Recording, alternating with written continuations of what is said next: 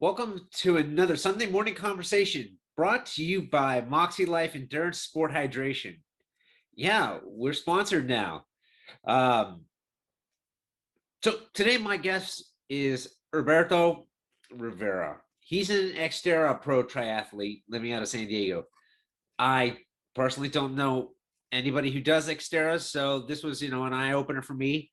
And, one day I will buy a mountain bike and I'll do one. We'll see how that goes. I already have two bikes, so I don't know any another. Anyway, thanks for listening to the story, and I hope you enjoy it. Hey, man, how's it going? Good. How are you, man? Not too bad. Can you see me? I cannot. I can hear you.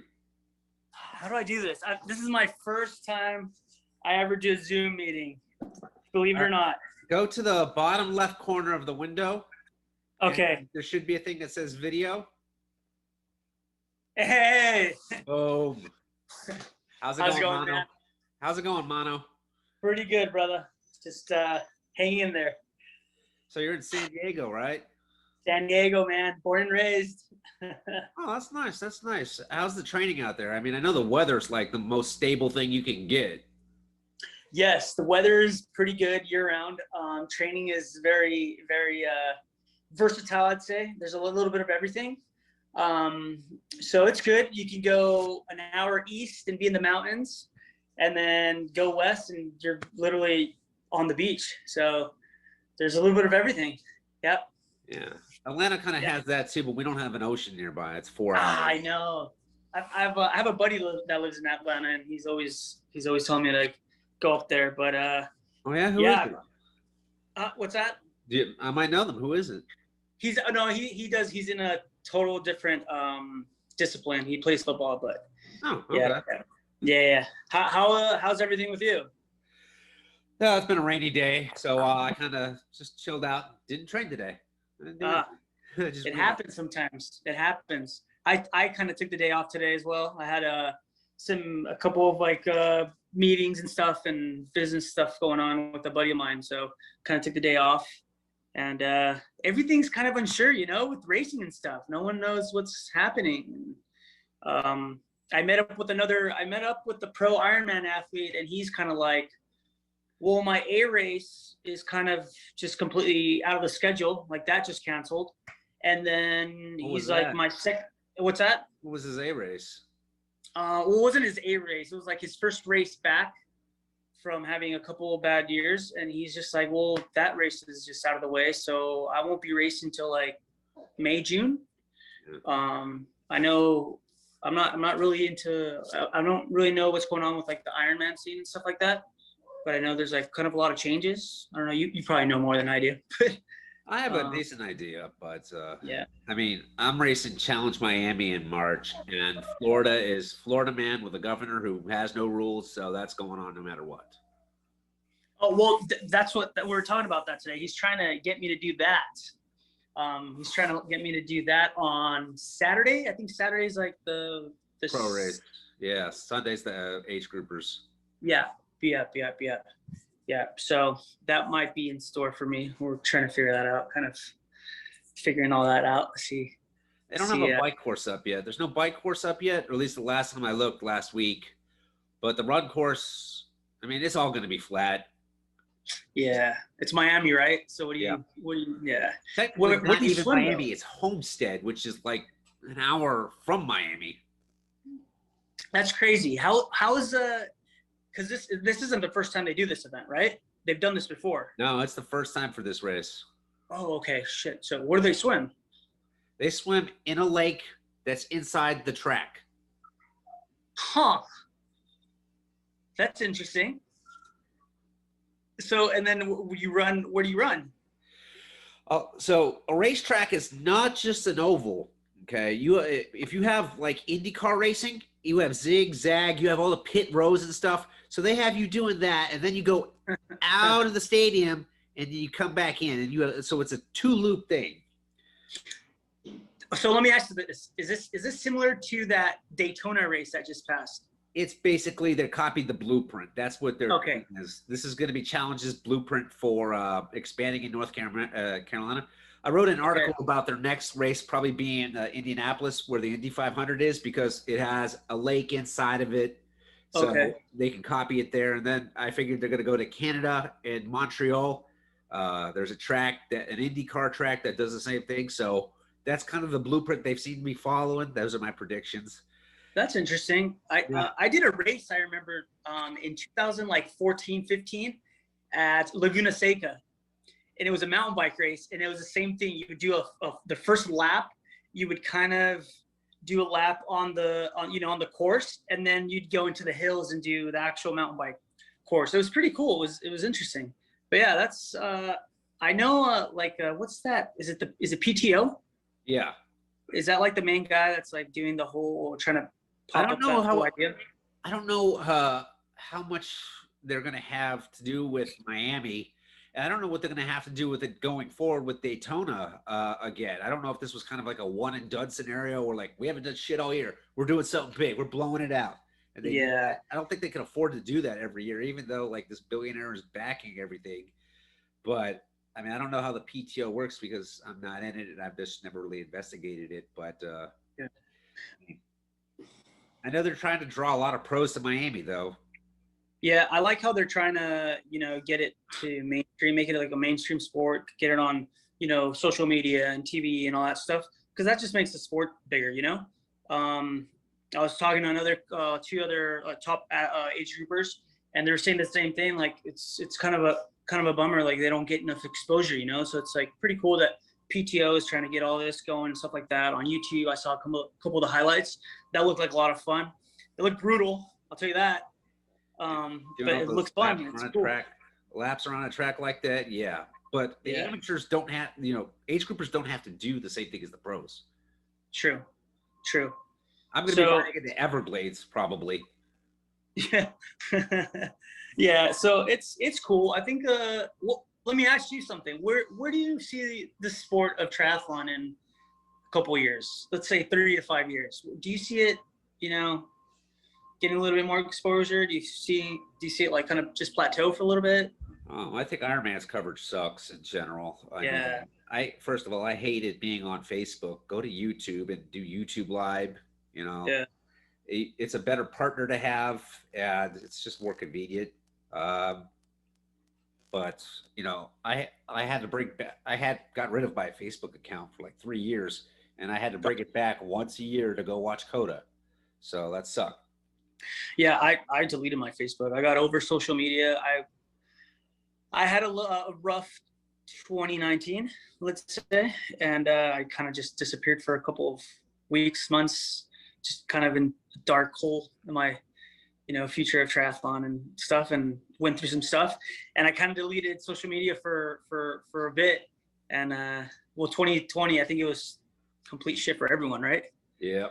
And I think this year it's kind of trying to crawl back out and trying to give it a go. I think everyone's in the same situation. Which kind of makes it interesting for athletes. I mean, there's no excuses now, I guess.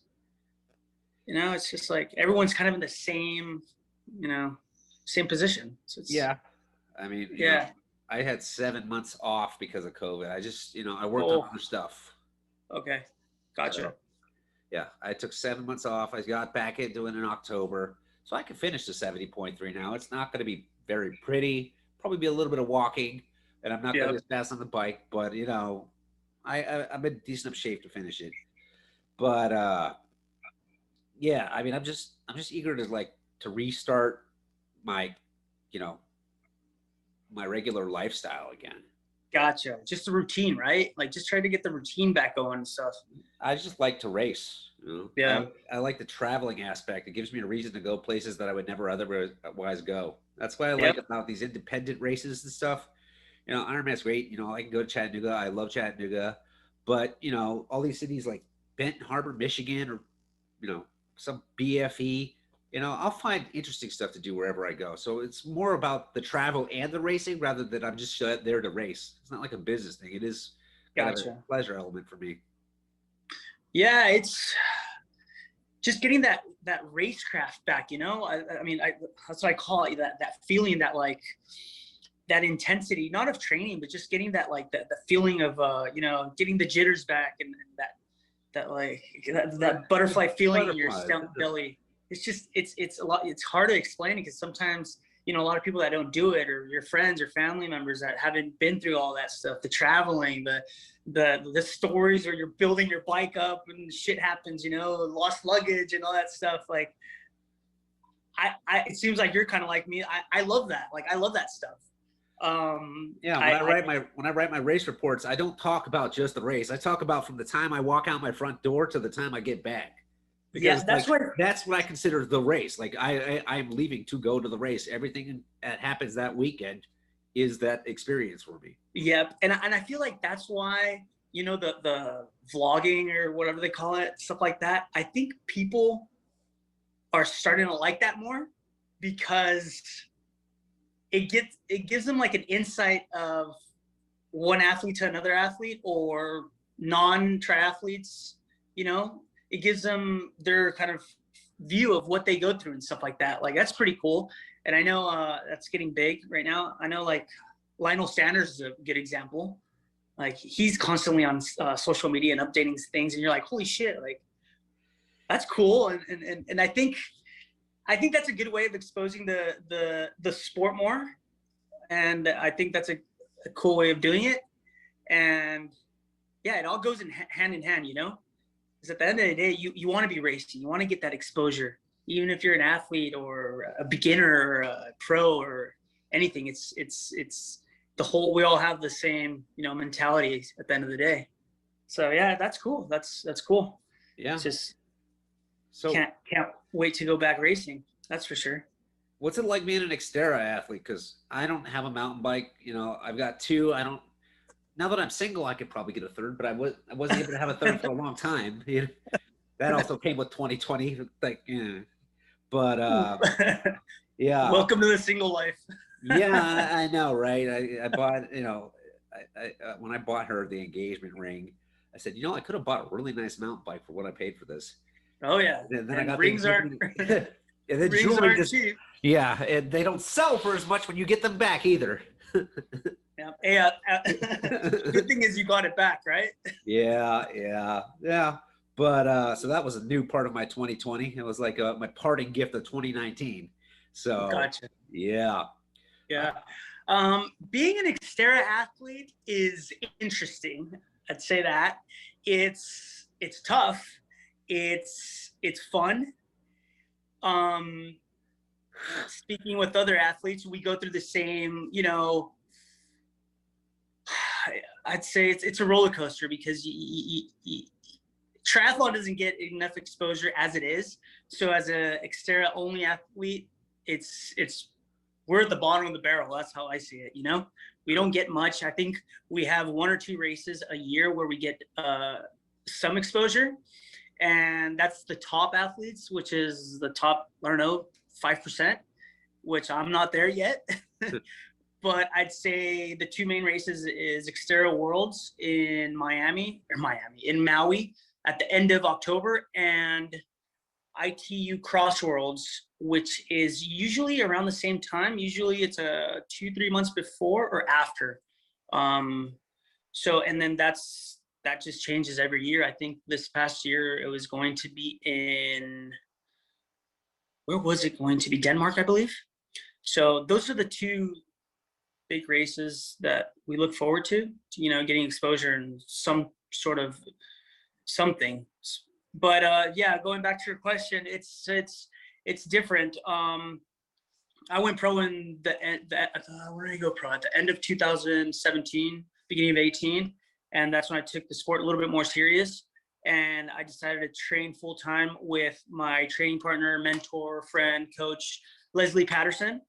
And that was a lot of fun. It was a year of, it was a crazy year. I went from training 10 hours to 30, 35. And it was tough. It was tough. It was a lot of fun.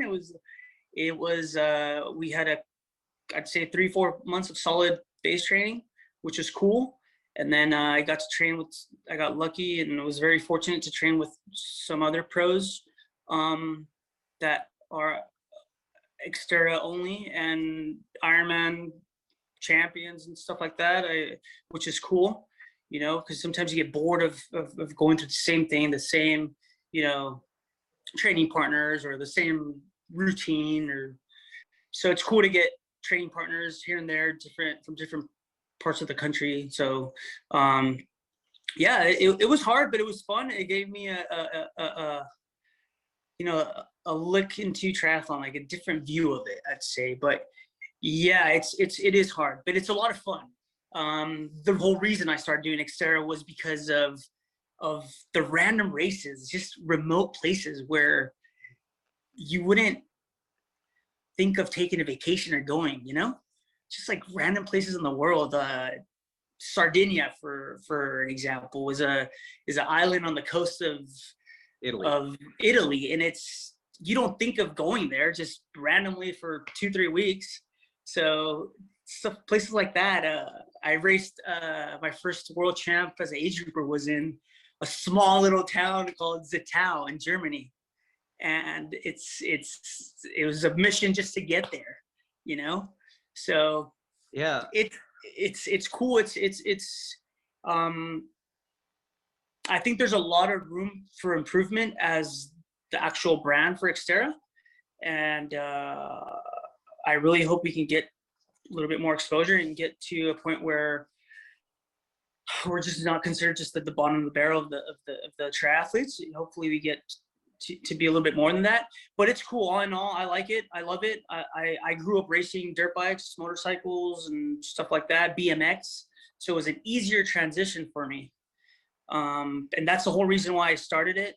I did sprints and Olympic distance triathlons in San Diego and did that as an age grouper. I had a lot of fun with that. I've only done middle distance triathlons. Maybe I've only done a handful, maybe like 4. I haven't done really much. And once I found out about Xterra, I was full blown, you know, like full bore on it. And that's all I did for a couple of years. And the format's Olympic distance, obviously, and it's a little bit different because it's time-wise, it's a little bit longer, and everyone who's a triathlete, I recommend them doing at least one good one, like a good championship race, like a Utah, like a USA championship race, something like that, or if they can qualify for Maui, that's a cool course just to be in Maui, you know, and that's a cool place to be, and yeah, it's a lot of fun. I don't know if I told you this. I don't know if I told you this, but at my last job, my boss, his name is Rob, and his wife Lindsay. Him and a couple other people own Xterra Portland. Oh yeah, I know Rob and Lindsay. They're really good friends of mine. Yeah. Yeah, I love them. Yep. So while I was working there, I had an invitation to go to that race. Now I don't work with them anymore. Yep. It doesn't exist. Yep. That I did. I think they put on the race in 18, I think 18 or 19, and I did that. I raced that. That was fun. That was cool to support them. They're really good friends of mine, and yeah, they're a lovely couple. I love them. They're awesome. It's strange when your boss is a triathlete. It's like, oh, you're sitting. That must be challenging for you. You know what? It's a weird conversation to have because that's all you talk about. I mean, it dominates. Like, you want to talk about work? Yeah, we're not going to talk about work. We're going to talk about triathlons. Yeah. I signed up for Indian Wells 70.3. I'm texting him, talking shit a little bit. I'm like, I'm going to be watching this, right? I'm following you on a tracker. He's like, oh, my back hurts. I'm like, man, you take it easy out, huh? Yeah. It's funny because I feel like it's such a niche sport, you know, and especially Xterra.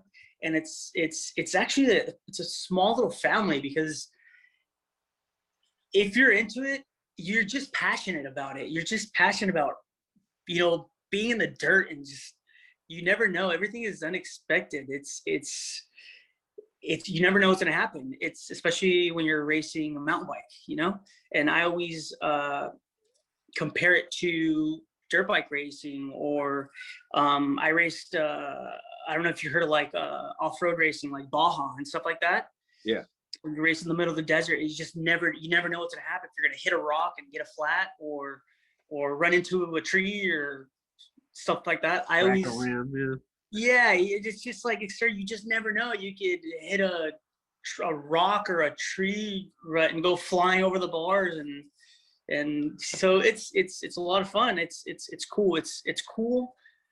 It's cool, but I also feel like, I'm just speaking for myself, if you want to be a competitive athlete, you can't just focus on Xterra. You kind of have to venture on and do Olympic distance tries, 70.3s, and maybe Ironman races. I'm not an Ironman athlete. I've never done a full Ironman. I would love to in the future. I think I'm being a pansy about it, but I feel like it's time. But I just feel like it's if you're gonna do that, mostly Xterra, you should venture out and try different formats of racing and stuff like that. I know a lot of very like high ranked Xterra athletes do adventure racing, and those swim run races are big right now too. You've seen those, right? The swim run. Yeah, I don't know if I could get over swimming with shoes on. It's just weird feeling. I mean, then you're trying to run with like essentially like cement boots on. They're just feel like how much heavier your shoes are when they're soaking wet. Mm-hmm. It's not that I can't do it. It's just like literally cement boots. Yeah. Well, what's cool about it is I don't know what the rules are, but I think someone told me that it's like whatever you start with, because you can start with like paddles and like a buoy, right? Yeah. So, and if you start with shoes on, you got to finish with everything. So if you started with shoes on, a paddle tied to your inside of your leg, and your running shoes on, you got to finish with all that. You can't just like toss it out. That's what someone told me that's what the rules are. I'm not 100% sure. Yeah. But so it's pretty cool because it kind of makes you think, and kind of it brings strategy to the the racing. So and they do it later or earlier in the year they try to adjust for running with a wetsuit on, because you have to have at least like this this chop type they make specific wetsuits for it. Mm-hmm. I was like, I've never tried running in a wetsuit. It feels like it would get so hot, which is why they try to do it in colder times of the year. But the water is also much colder, which is why you need the wetsuit. It's like, I don't know if that would be even comfortable to run in a wetsuit. Well, just think about it, Eric. When you do when you do the run start in any race, what do you run for a couple yards, and you're already dying and huffing and puffing? So imagine running a mile or two in that. It's just so restricted. Yeah. I know there's I want to do one just for fun. I know there's one in November. I think it's Catalina Island. And most of them, you have to do it in pairs, a team. You got to do them in pairs. Which is, I mean, it's cool, I guess. But, I mean, I think we're, at the end of the day, we're athletes. And I think we like racing regardless. And I feel like we should all try all these different avenues of racing and formats and stuff. I think it's cool. I know that adventure racing, I don't know if you've seen the Red Bull does one where it's like you kayak, you mountain bike, and you run one day, and then the next day you like run, rappel, and then you shoot. You get on you shoot with that weird gun. Never heard dude of that. It's crazy. I'll send you the link. It's Red Bull puts it on. It's like in New Zealand or Australia or something like that. But it's huge, man. It's huge. Xterra legend Josiah Maddow did one with who was it? Braden Curry, I think. Braden Curry, and I was watching. I'm like, holy shit, that looks like fun. Looks brutal, but it looks like fun. But I don't know how to shoot. I've never fired a gun. I know, right? Yeah, it's like, what are we shooting here? What are we? But yeah, it's all in all, 2021 will be interesting for everyone. I mean, right? I interviewed a guy who does the extreme triathlons, the Ironman, just the stuff that is in like the most extreme conditions. And I'm kind of intrigued by them. I have the one in Patagonia, Chile, Patagon Man, that it sounds so cool. I mean, first of all, the swim is bone chilling cold. It's like 45, 50 degrees. Oh, They take you out on this boat where the Chilean Navy takes you out on this boat. They drop you off. You jump off the back, like, you know, I don't know, like maybe 20, 30 feet. You drop into the water in the dark. You're sighting buoys that have lights on them. Now, oh my because God. of my accident, my depth perception and vision screwed up. So I would have real trouble with that. But you know, it's also freezing cold, even with the wetsuit. Definitely. They recommend you getting a neoprene vest underneath to keep your core warm. It's like, oh, all right. It's like, and then you know, you get out and you have to have race support there on the bike to be your sag and also help you on the run and run with you in some places. But they got to warm you up because your hands don't fucking work anymore. It's just freezing. You can't get zippers. You can't just, yeah, it's so cold. But then you got to, you know, climbing through the mountains. It's tough. And, you know, like in Brazil, the Fodax man, the guy told me, he's like, yeah, the temperature is like a 40-degree swing. You know, once you come from the, it's like you got to pack for that. And so your sag's got to have that. It's like, man. How's the bike course though? On the, which one? On the Patagonia. You go into the mountains, but it's not like steep climbs. It's like a gradual climb up into the mountains. So road bike instead of tri bike, maybe? They said people have done it on the tri bikes. Huh. And I know my buddy did it 2 years ago, maybe. Mal, you know Mal Mendez? He did it, I think, 2 years ago. Yeah, and he suffered a bit, but he said it was a lot of fun. It was worth it. Yeah, I mean, I just, you know, I don't travel a lot for racing outside of the U.S. Actually, I've never have. So, I mean, and it's just one of those things I would have to do. But logistically, you know, I don't know anybody that I could just, my ex-fiance, who was a runner, would have been the perfect person because I'm asking someone to take like a week off of their vacation time. Like, you know, it's America. We get maybe 3 weeks tops, right? You're going to take a week to come with me and do this shit for me. I don't know. I mean, even if I'm paying to fly you there, that's a lot to ask of someone that's not your, you know, partner. Totally understand. Yeah. Trying to convince them that's going to be a lot of fun, right? But it's like, you got to find someone that it helps if they speak that language. Oh my God. Yeah. Good luck. Good luck with that. So if I did an X-Tri, it would have to be the new one that's opening up. It's called Starvation Man in Utah. Iron Cowboys running that. When is that? I think it's going to be in October. And what's the distance on that? It's close to an Ironman. It's like the bike is not 112 miles. It's like 90, but it's like east of Salt Lake City. Okay. What do you think of all these like different formats that are coming out? Like, you know, the distances, some of them, like I know like sometimes they shorten the swim, but they lengthen the bike, and then sometimes vice versa, or they'll lengthen the run, stuff like that. I find that pretty cool. It's kind of challenges the athlete a little bit more. Well, they're doing that for pros more than, you know, they keep it pretty standard for the age groupers. Like for a 70.3, it's essentially a 70.3 wherever you go. The only one that I've done that's been a little bit off, that's going to be a little bit more off, is Chattanooga. Like they physically can't get it down to 56 on the bike. So that's why they have it at 57. And that's why the Ironman is 116, because they're going, you know, they send you out to North Georgia in the mountains and you're riding in between a ridge that you have to cross over. And the only cross point, you know, you only have so many places where you can cross. So they got it as close as possible there. And it's like 116, fine, whatever, 4 more miles. But it's not a PR course. And now, like, they changed the swim into half Ironman there to 1.4 miles. And it's like, well, that sucks. But it's all downstream, and they don't want to go to the other side of the river. But you still got to bus people up there. So it's like, all right, you know, it's still a relatively fast course, but you're not, you know, it's not one that I would race to try to get a PR on. Gotcha. What is your A race a year every year? What do you shoot for? I just like to race. You just like to race. You have no A race. You just go balls to the wall and try to just.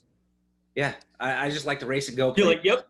You're like, pretty much. Like, you know, well, the thing is, like with an Ironman, I felt like it was always putting all your eggs in one basket, right? Yeah. And I didn't like that. You know, I was like training. You know, it would be like 4 months after my last race, I would plan for my Ironman. It's like, I just missed out on a whole summer full of racing for an Ironman. Yep. I mean, I don't mind doing like short races in a 73 every month. You know, I mean, after my accident, I realized that I might never PR again, which was fine. So I just like to race. And like I kind of sets things up to me, you know, with a goal, but not like a hard line in the sand where like I need to get this. You know, my PR to 70.3 is a 450. And I look at it this way, like, okay, if I get under 5, it's been a fantastic day. Yep. I'll take it. If I get around 5, that's a pretty good day too. You know, 510 is statistically my average out of 13 70.3s. Like, okay, that's, you know, that's a good day too. 520, you know, at least I had fun. If it's 530, then I kind of reevaluate. It's like, well, was it a hard course? Am I just, you know, I'm getting slower as I get older. So I kind of view things on a gradient now, and that makes it more enjoyable as the experience, because again, not every course is the same. Even if you race the same course from year to year, it could be different. Yeah, that happened to me one year. I raced USA Nationals, and my time as an age grouper was like 5 minutes faster than a pro. And I started going crazy. I'm like, what the heck did I do wrong? And yeah, I had a bad year. That was my first year as a pro. I kind of had a weird year, but still I started evaluating, just like what you just said, like started going back and looking at the times, you know, looking at the course. What the heck did I do? What did I miss? But yeah, it happens. We all have bad races, right? Yeah. I mean, last year I came out of the gate with I think it was like a late April race. It was a independent 70.3. It was a really small one. It only had like 60 finishers, but I came out with like a 536. I'm like, ooh. and then, you know, but like the next race I did a 505.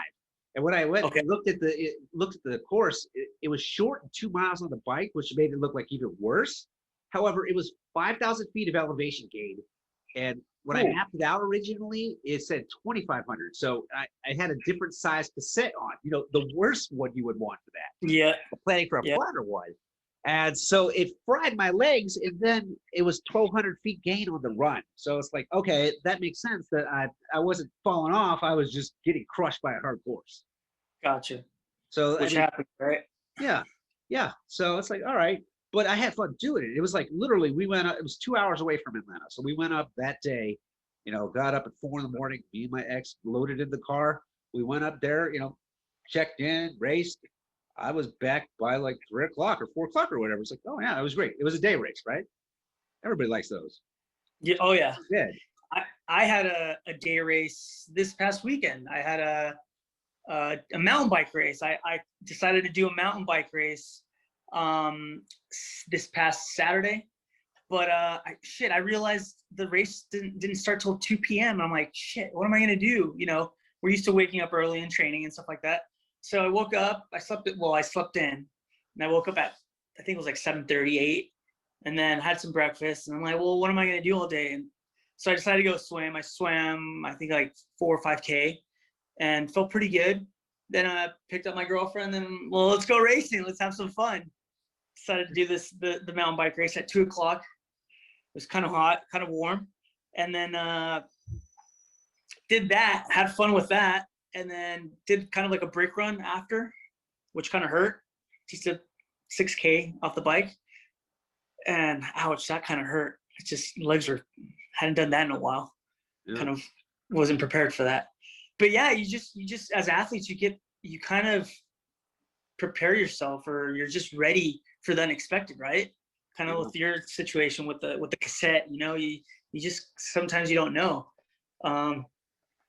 I got my ass kicked, just so you know. Yeah, I got my ass kicked by the local pros, but it was fun. It was fun, and it's at the end of the day, we're not, you know, we're triathletes, and we use anything we can as training. All these are just, you know, tools, and but yeah, it was fun. It just, I guess the moral of the story is just we're just prepared. We just always be prepared, and we literally have to be prepared for when shit hits the fan. Yeah, and that's why, I mean, and again, because I like to travel, the experience, all of it. When I write about the race report, like if you ever read one of my race reports, it'll blow your mind, because one, I have a really unique writing style. Okay. But and it's very descriptive, and I use very unique and informative, like type analogies. So my writing style is different than probably anything else you read, but I'm able to kind of like recreate what happened that weekend from front door to front door at a with words that can paint a really vivid picture. And it's fun for me writing that, and I enjoy that aspect. So I get to relive that whole weekend when I write it, and I get to write it in the way that I saw it, so everybody else can see it. And that's another fun thing. So the more I get to do that, the more I enjoy myself. Like, at the end of 2019, when I went to the breakup right before Christmas, I signed up for 17 races last year. I just wanted to Holy shit. Yeah, I had sprints, Olympics, 70.3s, no Ironmans. But it's like I wanted to keep myself busy the entire year, so I wouldn't dwell on thinking about my ex or stuff like that. I just wanted to keep my mind occupied. Well, what's the next race? What's the next race? It wasn't going to be like full bore. I wasn't going to PR at all of them, but I wanted to race just to keep my mind away from dwelling on the past. So, and when that didn't work, I had to write about other things. But like I'm really looking forward to 15 of them got deferred and 2 got refunded. So I have this season pretty much taken care of. Which is good, right? I mean, yeah, I don't have to pay for anything. You don't have to pay for anything. Yeah, you just I guess you just gotta be prepared. Yeah. If you're not, just go out and have some fun. What's if you don't mind me asking, what's your age group? What are you? 35 to 39. Oh, I thought I was thinking you're like 30 to 34, 35, 39. That's a competitive age group. Years old, so yeah. You just started, man. You're just getting started. Yeah. It's it goes back to just 2021, man. It's gonna be interesting. I need to read one of your race reports. I honestly I haven't read one, but I think I'd like it. I just haven't had time. You need to send me one. And the thing is, though, the ones that are funnier are the bad races. The bad ones, yeah. Well, they're the more fun ones to write because there's just so much more I want to say about what went wrong. and you know what? You should, dude. You should, because I think, and this is just my opinion, me looking at other pros or top age group athletes, just looking through the Instagram. Honestly, man, it's the same shit. It's the same shit. It's just like the same pictures, the same. I don't know. I'm not Instagram. Like, I don't really care. I don't have any followers. I don't really care about that. But obviously, if you want people to know who you are in whatever discipline you do, you got to be into it. You got to expose yourself. You got to sell yourself. I'm not good at that, but I see the people who do that, and it's like, I see the same thing, man. Like, I see the same shit. I see the same TT position on the bike. I see the same swim pictures. It's like, I see like the same running pictures. I don't know if you follow, like, if you see my Instagram stories, but mine are like all over the place. I post stuff like on Monday mornings of like just stupid quotes, like funny, stupid quotes. I think I've seen you do that sometimes too. Yeah. And I do a little bit of everything. Like, I like dirt bike racing, like any form of racing, fighting, boxing, MMA, stuff like that. Like, I'll repost stuff like that I like. And I put like art. I put pictures of the art that I do, Oh, dude, that's rad. Yeah, that's cool. Oh, I got one for you. I feel like everyone sees the same thing, Like, you go through all these, like, the top pro athletes, and everyone sees the good. Like, everyone sees, like, the sponsorships, the medals, the new shoes. Oh, that's cool. I like that. That's rad. I've been working on upcycle projects where you take, stuff that's garbage and you make something out of it. Like, I had a broken carbon wheel, right, that I've had for 5 years that I asked my ex to make a Christmas wreath out of because I saw something on Pinterest. Well, she never did it, so I made a Christmas wreath out of it. And it's like, that's my Christmas wreath. Dude, I've seen people make hangers, like coat hangers out of wheels, like carbon wheels. And they cut it. I don't know if they cut it in a weird piece, like in a weird section or whatever. And they make a hanger. It's just like, I feel like so many people see the good in triathlon. The way you approach, the journalism and the media stuff and the race stories and stuff like that, like showing and exposing yourself to the bad things of triathlon, like the shit you go through. and like other athletes go through. I think that's so like such a different approach, but it's such a good way of like showing that, you know, because everyone sees the good. Let's show the bad. Like let's make people laugh. Let's get people to be like, oh shit, like that's cool. Like, huh, I'm reading this so I know what not to do next time, you know? Yeah. So, and I mean, like, I'm gonna send you the Ironman Maryland one from 2016 because I think it's fucking hilarious. But like, you know, the experience of a race, you know, like, I mean, even the hotel. Like, I've stayed in some pretty questionable hotels and was suspect. And like my ex, she had a much higher standard of living. I actually drew a graph about where mine was, where her was, and then the level of crap house. Yep. So she had higher standards, and like when we stayed in a place that did not meet her standards, like it was like, whoa, I'm like, maybe I could do this if I went to this race alone, but she is not gonna like this. Oh yeah, I feel you. Yeah, I feel you. But it's all about the experience, and you know, I think in Xterra brings a little bit, you know, a different experience because it's not in a city, and you are kind of in bumfuck Egypt for most of the time. Even if you're in bumfuck Egypt or another country, you know, you need a certain, you know, in order to do an Xterra course, you're gonna have some element of wilderness out there. Yep, I did. My first pro race was Costa Rica, and holy shit, it took me forever to get to the venue. I didn't even fly out of San Diego. I drove down to Tijuana, which is like 15 minutes. You know, I crossed the border, went to Tijuana, because it was cheaper, but you know, you get what you pay for, obviously. It was a shitty experience. I flew from Tijuana to Mexico City to San Jose. I had to spend a night there. That hotel was shit. There's rats. It was disgusting. It was the only thing available.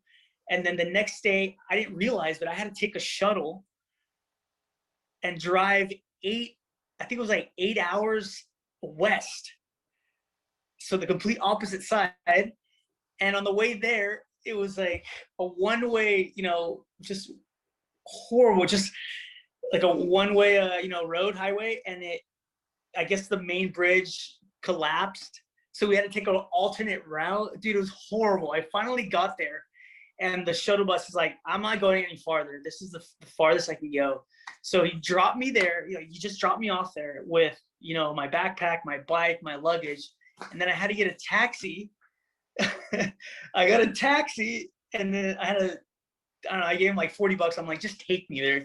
And I eventually got there, and it was horrible, man. Like I got there. It's a beautiful country, but it was just like the whole experience was just shitty because I didn't know, you know. Sometimes you just don't know, and you think it's easy, and it's just like, I ended up meeting up with a friend of mine, Will Kelsey, which is another pro Xterra athlete, and it was a good thing I traveled with him after that because he knows so much about that.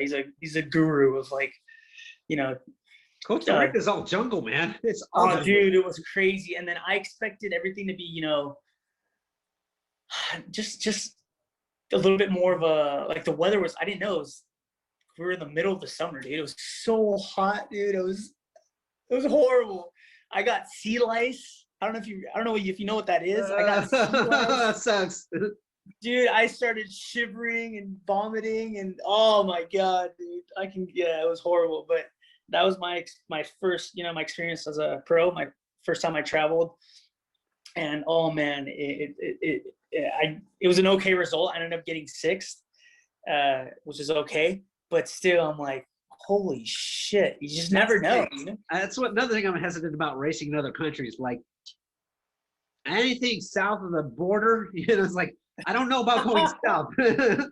Like, it's, you know, you don't trust the water, you don't trust the system. It's like, what is your local government like? Is it stable of some sorts? You know, dude, it's the wild west, man. It's the wild west, and it's you just never know. And I guess it's just, you just have to be ready, right? Yeah, it's like, I'm an American in this. You know, I stand out like a sore thumb. Yeah. Good thing I'm a little brown, so I could blend in sometimes in different countries. You got the name to match it, right? I know. Yeah, I got the name. Yep. So, and I can speak Spanish, so that's a plus. But yeah, man, it's just, I think, just traveling and going through all this it's a lot of fun, it's a beautiful sport, and we're very fortunate to do it. It's hard work, but it's cool, and it's cool because anyone can do it, and anyone can compete. It's not like football or baseball that you get to a certain age and then you retire. I mean, yeah, there's club teams and stuff like that, but you could be 40, 50, 60 and still be able to travel and be with your family and get, have a little holiday, make a little holiday trip out of it. And I don't race. know. My ex was very adamant saying races are not vacations. Oh, that opinion doesn't matter anymore, but Yeah. Hey, that's why you got to convince them and do the cool races, find a cool one and do I found cool shit wherever we went. Like when I raced a 70.3 in the middle of like nowhere in Alabama, right? I found this store called Unclaimed Baggage. I heard about it on a TV show like 10 years ago. It was on the History Channel probably. I don't know, but the name stuck in my mind. And here, lo and behold, where I'm racing, this is the town that it's in. It is where all your luggage that gets lost and when you fly ends up. And it's no way. Yeah. Like there is anything you want, an engagement ring, you want a new garment, you want a surfboard, you need new shirts. Like they they get cargo stuff too. So there's like, a whole bunch of shirts there like that are all brand new. And like I retooled my wardrobe like with all these nice shirts that were maybe either never worn or once worn. They're clean. But it's like, yeah, this is better than Mason's. Yeah, stuff there. I made sweetened the deal for her. I'm like, well, do you want a ring? I said, you already got one. I'm like, you want another one? Want another one just in case you lose this one? Yeah, I don't feel bad for anybody who puts their engagement ring in their check bag though. You're an idiot. So you should, first of all, you shouldn't be traveling with your engagement ring unless you're going to I don't know, to celebrate. I don't know, celebrate your vows, something like that. I don't know. Yeah. I've never been married, to be honest with you. I don't know if I will be married or ever get married or have kids. But if I do, I sure as hell am not going to travel with an expensive ring because I lose everything, man. I put a tile on everything, and you can't put one on an engagement ring. I got tiles like one in my wallet, one on my keys, one on the back of my AirPods. Yeah. But that's part of it has to do with a brain injury because I forget where I put stuff all the time. But man, it's a lifesaver. Can't put one on an engagement ring though. How's that going? Like, are you pretty well healed and stuff? I mean, it's as good as it's gonna get. After almost 3.5 years, there's not gonna be really what I have left over is permanent. They're not huge issues, but they prevent me from going back to my career. So this is the kind of stuff that I do now to find purpose with my life and raise awareness for TBI. So that's it's a new lifestyle, and I've started to get used to it. But it's it's not bad. It's not bad at all. It's not like making $80,000 a year again. That'll never happen. But it sucks. But I've gotten used to it. Plus, I get to help other people now, so that's cool. Well, that's the important part of life. So, I've had one big crash on the mountain bike and several on the dirt bike, and I probably can't relate close to what you've been through and stuff like that. But I know, like, I've gotten a couple of concussions, and holy shit, it feels horrible, man. So I can't imagine what you went through and stuff like that. But yeah, dude, it's just I went through the whole, the being nauseous, like just for weeks, and just like depression and stuff like that. I don't know if you went through that stuff, but man, it's just. Yeah, I did.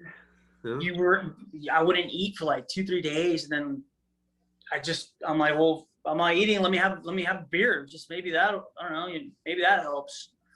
But and then you just go through dark times in your life, right? It's just best thing to do. They did get dark. They did get dark. That's for sure. Oh yeah. And it's always trying to find something that's gonna pull you out of there, right? For me, it was just friends, really good friends of mine, and I have a really close friend of mine that is also a pro athlete, but not in triathlon and something else, different discipline. He races dirt bikes for a living, and he went through something crazy as well, where he lost his he stopped doing what he loved because of an illness, because of a Lyme's disease, and it was, I put myself in his shoes, and I'm like, whoa, shit, I'm not even, I mean, I'll eventually get back, from my injury, but my friend won't. He has that for the rest of his life. So just, I guess it's just the mindset, just being in the right state of mind, just pulling yourself out of it sometimes. But I guess it all comes to who you surround yourself with, and what passionates you, helps you and stuff like that. Yeah, that was a big factor in like my recovery, because those first 2 years with my ex, that she didn't really play an active role, or really any role of kind of helping me get better. Yeah. So that was, I didn't make really any progress until we split, and then and I tried going back to my career 4 different times, and it wasn't working. And so once I got rid of the stress of having a career that I can't make work, and and not getting any help from my partner in life, things started to get better. I started to see improvements in certain things and get different treatments. But it's who you surround yourself with. Oh, that's okay. Yeah, I've got cats. They usually meow, and they're really kind of chill right now, so that's kind of cool. Sorry about that. How old is the puppy? Man. What's that? How old's the puppy? 2 months. Ooh. It was a Valentine's present to the girlfriend, and she's so small and short that she constantly runs into things, or I step on her sometimes. But she's a little weenie dog. So. All right. Yeah. Awesome. Yeah. Oh, it's a little tiny thing. Yeah. It's a little weenie dog. So she's just very needy at the moment. But yeah, man, it's just it's just a roller coaster, being in any sport. I think especially for triathlon, you put so much stress on your body, even the little things, just, sleep. I think sleep is important, and just what you eat. And then sleep is underrated. Sleep is so underrated, man. I mean, my buddy just got one of those, what do they call those? Is it those Halo or Kalo rings, or what are they called, that reads your sleep pattern and stuff? I know what you're saying. I just don't know what the name is. Something like that. And it's like you download the app, and it like gives you all the info of your REM sleep, deep sleep, all that stuff, like how much you move and stuff like that. And he's like, dude, I sleep 5 hours. That's it. Like, I'm not even sleeping enough. And he's like, I train 4 to 5 hours a day. So it's like, it's not enough. Yeah, I know. It's like, I need like at least 8 to feel like good to do a next workout the next day.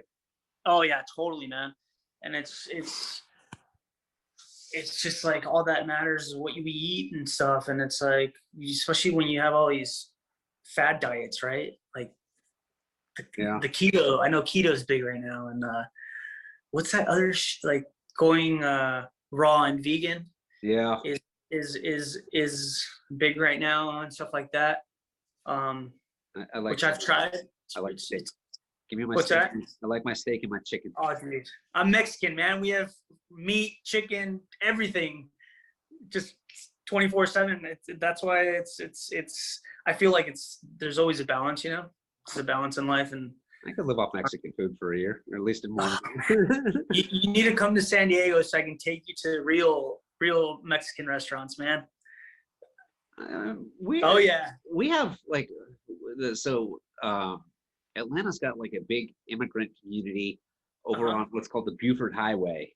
Okay. That's I used to do this thing called Buford Highway Roulette, where if you don't know what you want for dinner, you want to do a date, but you don't know what you want, you just drive down the Buford Highway and you stop at the first place that looks interesting. Like, you could have Korean fusion, Korean barbecue, Mexican, Greek, whatever you want. This is where all the immigrants end up setting up shop, and it's really interesting. It's like, it's just so much food. So, but they all I feel in that area. Oh yeah, I know. Well, anytime you want to come down to San Diego, man, I could get you a homestay or something, and for a couple of days or a week or whatever. And we have a great group of athletes here beginners, amateurs, a couple of pros that are willing to, you can join in on the fun. Yeah. How We do far master. how far are you from Oceanside? Oh, dude, I'm like, That race is on my list. it just canceled, right? Yeah, but I was gonna do it eventually. It's not on my Yeah, this year's list, but it's like, it's just one of those races that is very popular and has a good reputation that I want to do. I think they pushed it. They didn't cancel. They pushed it back to October, right? They might have. Something like that. Yeah, I think I'm from Oceanside. If there's traffic, maybe 30 minutes, 25 minutes. Oh, that's nothing. Yeah, yeah. I'm close to downtown. I'm very central. I'm like 5 minutes away from downtown San Diego from the airport, which is good. But yeah, man, anytime there's a Masters swim close by. It's Monday through Friday, which is like 10 minutes away. There's cycling, there's mountains everywhere. I mean, you can get a lot of climbing if you go 30, 45 minutes east, and then, you got the whole coast. You got the whole, what is it, the one freeway, whatever, that goes all the way up north. I think 5. We got plenty of, track workouts and stuff like that. So yeah, you're more than happy to join us on some fun. Sounds good, man. Well, I'll let you go. I mix it up a lot. I do obviously the typical training, the whole triathlon training. Then I try to mix it up at least once a week. Like right now, there's no racing, so I keep it fun. I started surfing, which is a damn workout. And then hit the punching bag once a week, twice a week. Boxing and stuff like that, just to keep everything fresh. Then you get into then you get burned out, just like everything. It's like with work, when you're working 24/7, you eventually get burnt out and you have to take a vacation. So I'm a firm believer in balancing out triathlon training with something else. Yeah, it's a good strategy. Yeah. Well, thanks, man, for talking with you today. I appreciate it. For sure. For some time. We need to catch up, and hopefully we go racing in 2021. I really want to get back at racing. I think I have a lot to still a lot of room for improvement. I need to show off my skills, because I don't think 1 year of racing pro helped. I think I still need to give it another go and see how it goes, man. But yeah, there's plenty of time. Yeah. So, yep. Hope to see you soon, man. All right. Take it easy. It was nice talking to you. Keep it up, dude. Love your work. Oh, yeah, man. Have a good one. Good luck this year. Yeah. Have a good one. Thank you, man. Thanks, guys, for watching another Sunday morning conversation. If you liked what you saw, please do like and subscribe. And if you want to see more of them, click the little bell notification, and it'll tell you whenever I post another one. Thanks again, guys.